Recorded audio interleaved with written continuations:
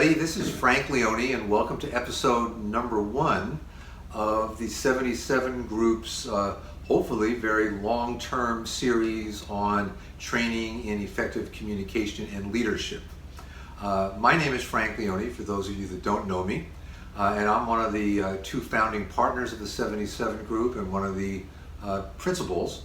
And my background is pretty extensive in communication. I retired a couple years ago and felt a little lost in retirement and wanted to give back to the world a bit, and felt that this was a good venue. So that's very basically what my background is. I'd like to introduce Mitch Goddard, and he can tell you a few things about his background. Hi, my name is Mitch. I am a proud partner with Frank on the 77 Group.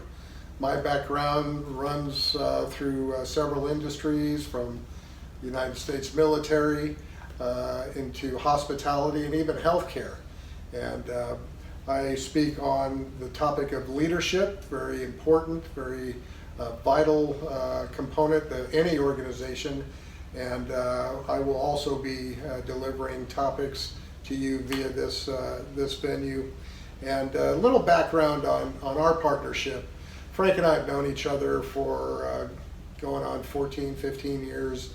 And we first met when I was an attendee at one of Frank's seminars, kind of talking about communication in the form of presenting services to other healthcare or to employers that need healthcare services. And the 77 Club really started to take shape as we became friends over time. And it turns out that 1977 is a very important year for both Frank and I and our spouses. Having met our spouses and married to this day, and it's really been a big, consistent part of our lives. And so, thus the 77 Group, working on communication and leadership development for our readers and listeners. And with that, I will turn it back to my friend Frank. Thanks, Mitch. I want to give you very briefly an overview of where we hope to go with our YouTube plan, our YouTube channel. And it really goes back to our plan to each write a book on our respective topics of interest and release the book, and to provide weekly episodes that cover a chapter in each of the books. Now, because the 77 Group's emphasis on the number 77, the title of my book is 77 Ways to Become a More Effective Communicator, Enhancing Your Professional and Personal Relationships. And within that book, there's 77 different relatively short chapters that address every aspect of communication, from oral to written to group presentations to small group presentations to public speaking. And in Mitch's book, it's going to be 77 Ways to Become a More Effective Leader. And every other week we're going to be on. This week I'm the leadoff batter because my book is coming out first, and depending upon when you watch this, it may well already be out. And I'll go over one of the 77 chapters in my book today. And then next week, Mitch will pick one of the chapters in his book, and it gives each of us 77 weeks, or 154 weeks going forward. So I think we have an ample inventory to keep us going for a long time. And hopefully the combination of the book and the weekly episodes will provide would-be communicators and would-be leaders of any stripe with detailed guidance and information and insight on how to enhance their skills. So that's what our YouTube plan is. Mitch, you want to tell them something about the whole notion of the question of the week? Yes, so each week as we get together, we're going to offer the opportunity for our readers, our watchers, and the audience, you out there watching today, to ask us a question based on the subject matter that we present to you each week. For instance, today Frank's going to be talking about a specific tip with regard to effective communication, and we will ask that you, any of you that have a question to expand further on anything Frank brings to you today, to go ahead and email us, or put your question right at the bottom of the screen there under comments. And by the way, as you're doing that, As you identify yourself, and you enter your question, enter any kind of comment, be sure that you let us know where you're from so we can get an idea of the reach of our audience. But anyway, very basically, based on today's topic, ask us a question to get even deeper into that in that useful tip. Yeah, what we are doing, just to add to what Mitch just said, what we are doing, we have a little contest each week, 2 little contests. Yep. And we're going to ask everybody that's watching to ask us either a serious question about content, which we'd be more than happy to answer, and every question that we're asked, we plan to post the question and the answer on our website. If you have a question, you're going to have access to the answer, whether you are not the winner of the best question of the week. And then correspondingly, at the same time, any fun questions. Ask us a question about our childhood or our interests or whatever the case may be.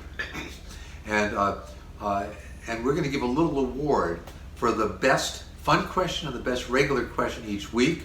We'll tell you a little bit more about that in episode 2, but that's the plan, to engage you a little bit more, to give you a chance to have a little bit of fun, but to also make sure that if there's stones that we leave unturned, that our audience can let us know what those stones are, and that we can make sure that we get the information back, not only to the person that asked, but to anybody that's following us. Right.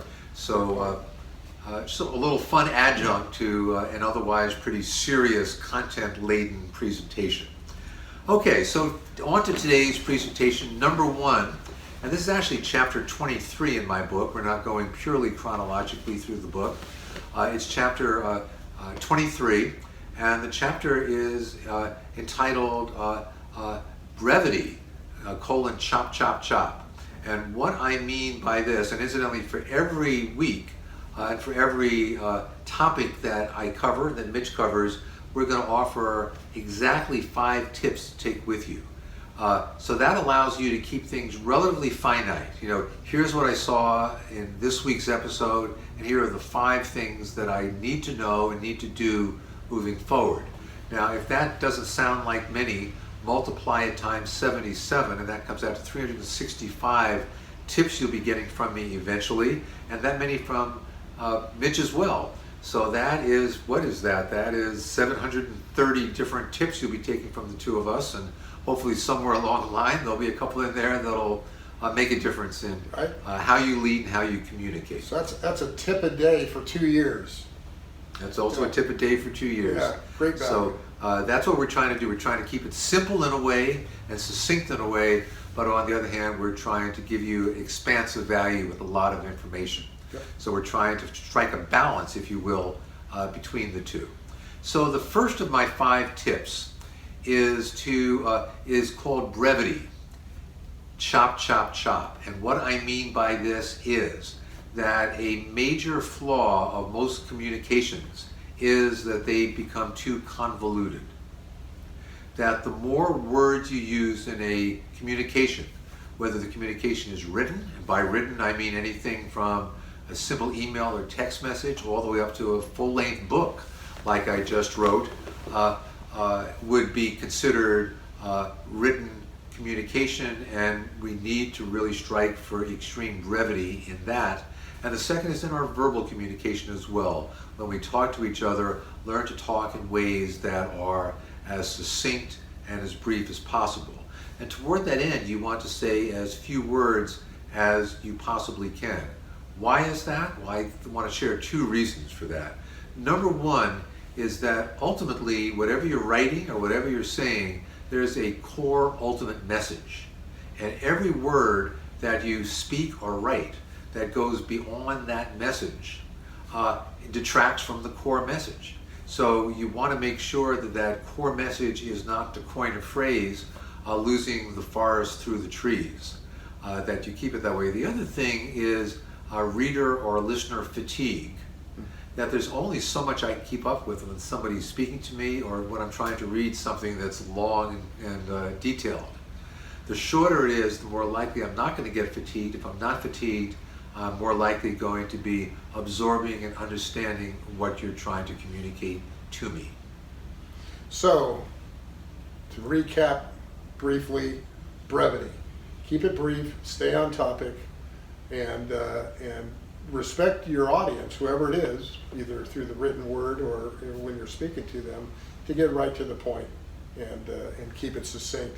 Frank, can you give me any good concrete examples of how you've actually put that into action in your personal and professional life? You know, one thing that I actually cover this in the book, and this is one of many, many things. I was at a lecture, I'm from Santa Barbara, California, and I was at a lecture 3-4 months ago by a nutritionist who's very well respected and a great person and extremely competent.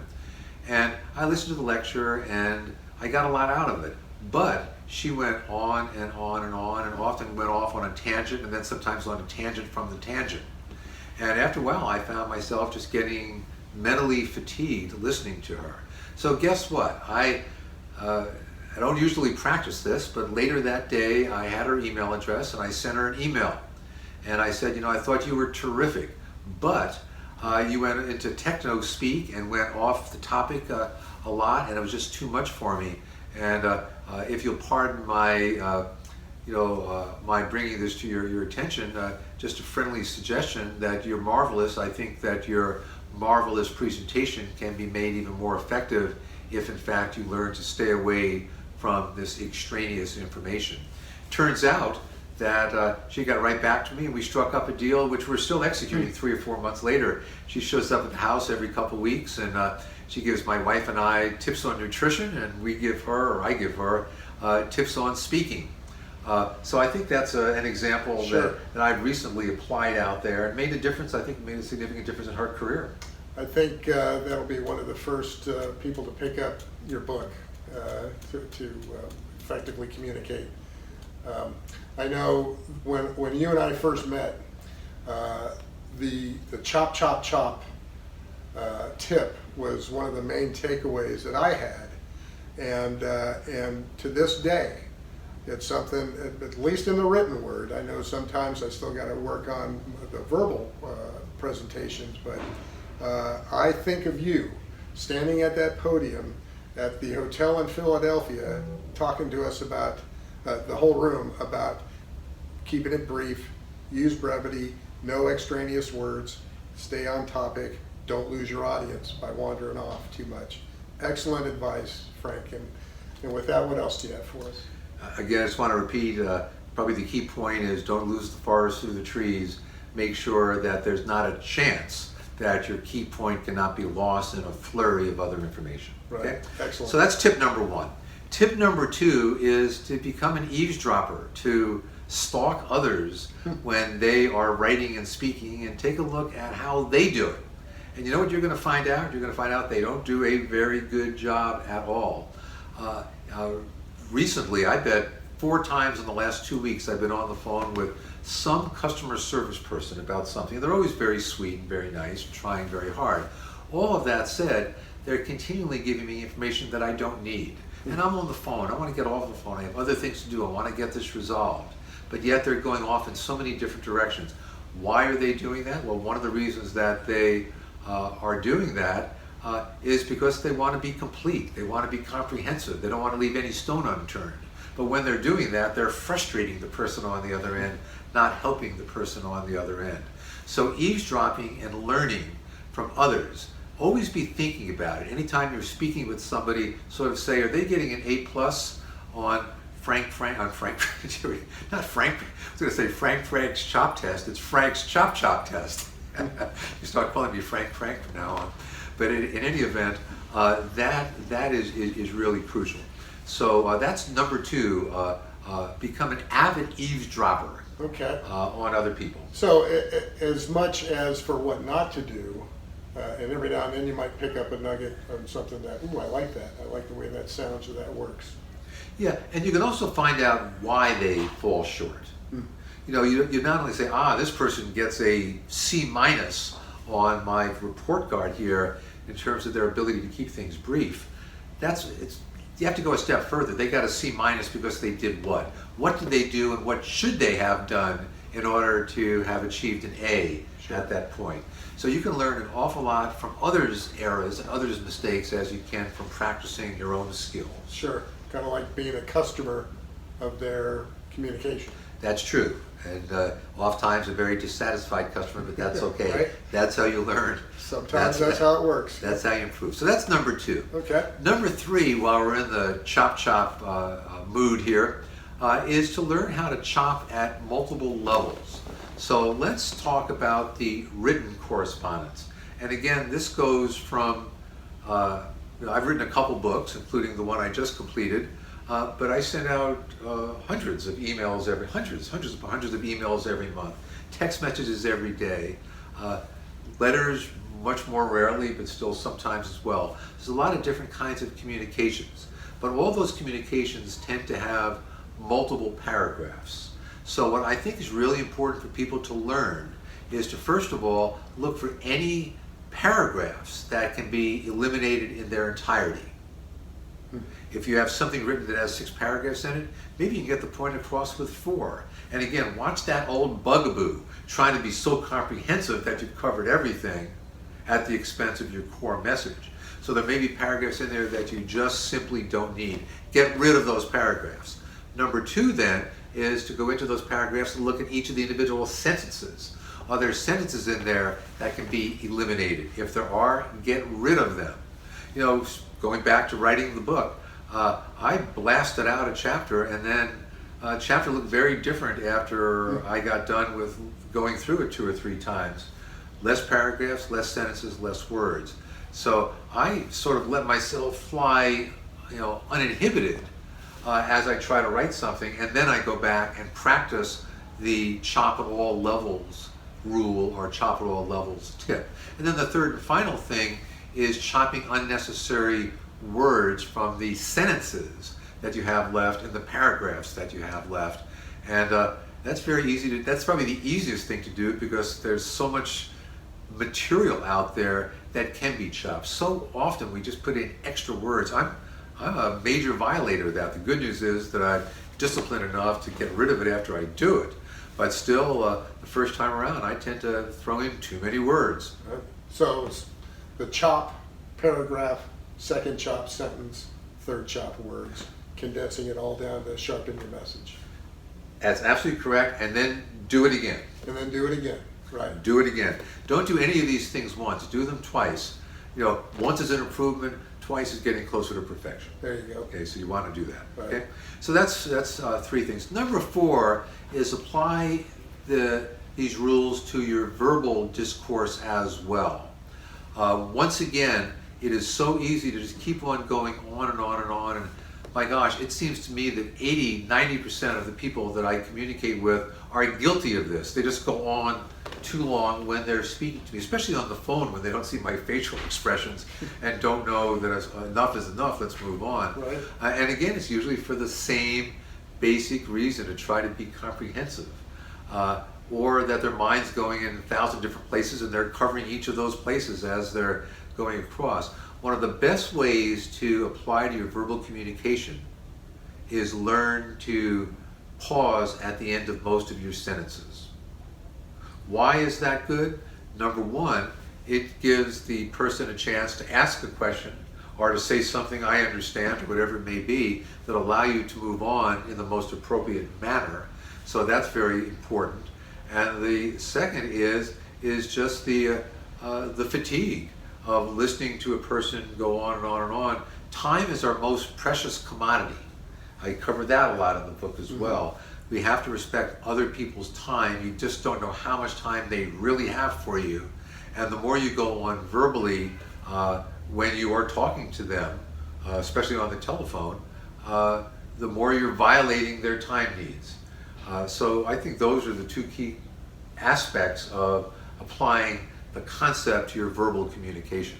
Right, and you mentioned people have a tendency to go on and on, trying to be comprehensive, and don't respect that pauses have a purpose. That's right. And with that, like you say, that gives the listener a chance to catch up, to be in sync with you, but also they may have a question to ask. They may have a question to ask or a comment or need clarification in something you just had, or are not able to process you as quickly as you think they can. I know I do poorly with that. If somebody's going on too quickly, I lose them at some point. And once they've lost me, then I'm lost. Right. I can't make up that ground. I can't get back in the conversation again. So you want to give them a chance to make sure that they're still with you by pausing at the end of every sentence. Sure. So I think that's important. Okay, excellent. Number 5, tip number 5, or episode 1, is purged overused words or phrases. And once again, I've learned the hard way. I wrote a hardcover book back in 2012, and I remember as I was proofing, I had to proof it 5 different times. I remember very clearly what an arduous ordeal that was. But I remember when I was proofing it, I noticed there were certain words that I used much too much. The one that really comes to mind is the word very, V-E-R-Y. I noticed I used it too much, and I noticed that almost every single time, if not every single time I used it, nothing was lost by eliminating it. Can you give us an example, perhaps? An example would be, Mitch is a very good guy, or Mitch is a good guy. I get my point across, and I've saved a word. I don't have to throw the word very. The word very is extraneous. Right. Okay? So, but there's so many other things, and I think that you can take a look, you know, in your writing and say, well, here's a word that keeps on coming up all the time. By the way, with that very thing, I did a search and replace through the Word document file of the entire book, and I don't remember exactly, but I bet there was 40 or 50 varies that were there, and I got rid of every one of them, and the book suffered no loss as a result. Right. So that really showed me something. One other reason why it's very important to purge overused phrases and words is that, or another example, I'm sorry, getting back to Mitch's question, I think a very common thing is the overuse of adjectives. I can say that Mitch is an extremely good golfer. Hey, Mitch is a good golfer. Leave it at that. I don't have to throw in You'd be extreme. lying, though. It's just But I mean, for the record, that's not unusual, of course. But you know, all of that said, he just doesn't know me that well. You haven't seen the real Frank. Right. Okay. It'll come out in this series, I'm sure. Right. It will. I mean, the whole world's out there to see me. I can't hide much on YouTube. That's for sure. But again, the kind of things that I find that warrant purging tend to be adjectives. You don't need a lot of adjectives. Yeah, they may dramatize things for you, but in communication, you're trying to get the point across. You're not necessarily trying to dramatize everything. Sure. Okay. Yeah. So, any other thoughts about these? Well, you know, again, just to emphasize, I really don't know anybody personally that is more equipped and experienced than you, Frank, to talk about communication. I've always found you to be very effective, artful, funny, very personable, and very relatable. As you have, I've seen you talk to crowds as big as several hundreds, maybe 1,000, and also small groups of a dozen or so.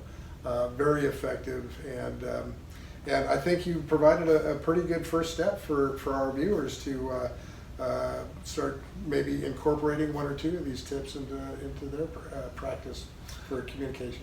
1 down, 76 to go. That's so it. More to come, as they say. That's To right. say nothing of 77 from Mitchville over here. So, Uh-oh. so there's a lot to look forward to. A couple of reminders. Number 1 is, again, we're just about at the end of the video. If you haven't already, please come up with a question. If there's a question, if there's something, if you were sitting in the 3rd chair here in this room, wanted to ask us something, what would that be? Or if you're in a fun mood, throw something fun our way. And again, we're going to have special prizes for the best question or the best fun question every week. Second thing is, please subscribe. This YouTube channel concept is brand new to us. This is the first thing on our channel. We know how important it is for us to get as many subscribers as possible. It's free, doesn't cost anything, and please subscribe to the channel if you found any value out of today's presentation. And a couple of things. One is, I understand I'm not an expert on these things, but having a son that is, I understand that it would be very helpful to us if you liked the presentation to hit like, because YouTube apparently likes YouTube presentations that receive a lot of likes. So I would also encourage you to do that. So share the like. Share the like. And Mitch, some thoughts about my book, in fact. Yeah, well, real easy to order Frank's book, The 77 Ways to Perfect Your Communication and Enhancing Your Professional and Personal Development, will be available on our website, which you'll see at the bottom of the screen here shortly. And just click on the link, go to our website, to our store. You'll find Frank's book there, available here probably by the middle of April. That's the target release date. Make sure you get yourself a copy, and it'll be available in paperback, hardcover, and great book to have on your desk in your office for any kind of communication. Go to our website and pick that up. Also, coming down the pike in maybe another 90, 120 days after Frank's book will be my book, the 77 Tips for Exceptional Leadership, how to build relationships that help people become great. And that book will have obviously 77 of my own tips for leaders, how to effectively get people to follow you, to participate with you, engage with you, so that you can fulfill your mission and move it forward. And finally, next week, my first topic will be on discussing leadership. We're going to check your commitment. Those of you that think you're ready for leadership, and I know there's a bunch of you out there because there are leaders everywhere you look, my first tip will talk about checking your commitment. Are you truly ready and committed to do what it takes to be an effective leader and help the people you lead be great? Hey, thanks, Mitch. Good, well said. And I wanted to add one thing about the books and the YouTube channel, is that one can follow all the episodes on the YouTube channel and never get or read the book, and that's perfectly okay. I think hopefully you would be able to get a great deal out of it. One can get and read the book but never watch an episode of the YouTube channel, and that's perfectly good as well. But in an ideal world, a person would have the book, read the book, and also watch the episodes, because they basically parallel one another. For example, if you had the book and read chapter 23 before or right after this presentation, I think you would learn that much more about today's topic. So that's important. Finally, I want to mention that we're at the beautiful Granada Hotel. It's an iconic boutique hotel in the heart of downtown San Luis Obispo, California. And I want to thank the Granada for their graciousness in letting us use their property here for this recording. And there should be on the screen an email address for the Granada Hotel and an 800 phone number. If you're ever going to be in San Luis Obispo, we encourage you heartily to come to the iconic Granada Hotel. And then we finally want to end with a thought for the day on our website, which is www.77grp.com. Right. We have a video interview, sort of a biographical interview of Mitch and myself talking about our lives, and the very last thing that the person doing the interview asks us is, what's our best thought to share with the people that are watching the video on the website. I want to do the same thing every week in these episodes, and without putting a lot of thought to it, my thought of the day that I would like to share with you is, we only go around once. We have one life, and I'm well along into it, and as I look back, I've had a wonderful life and really enjoy it. But if there's one thing I would have changed, it would have been spending a much larger percentage of time each and every day just enjoying everything around me and being happy. So my thought for the day is, just no matter what circumstances you're faced with in life, as long as you're alive, breathing, and on this planet, really enjoy the extraordinary privilege of being alive. Mitch? Great thought of the day, Frank, and I think something we can all embrace. For me, Speaking off the top of my head, reflecting upon one of my top 5 core values, and that has to do with service. When we engage ourselves to give of ourselves to the people in our lives, and even people we don't even know, when we can do a little something to enhance their lives, the quality of their life, let them know that they matter and that they are loved, doing a little something for them, whatever it might be, however your heart moves you, that helps fulfill your life, makes us all feel better, makes the world a better place. And under the pay it forward idea, that's something that I hope you all can engage in sometime soon.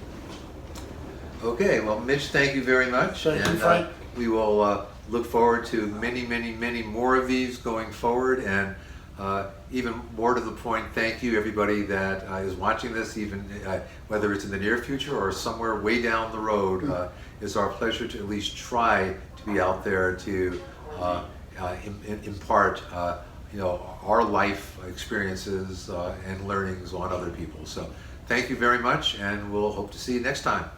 Make sure you like us, click the button at the bottom of the screen to subscribe to us, and we'll see you next week. Thanks, everybody. Thank you.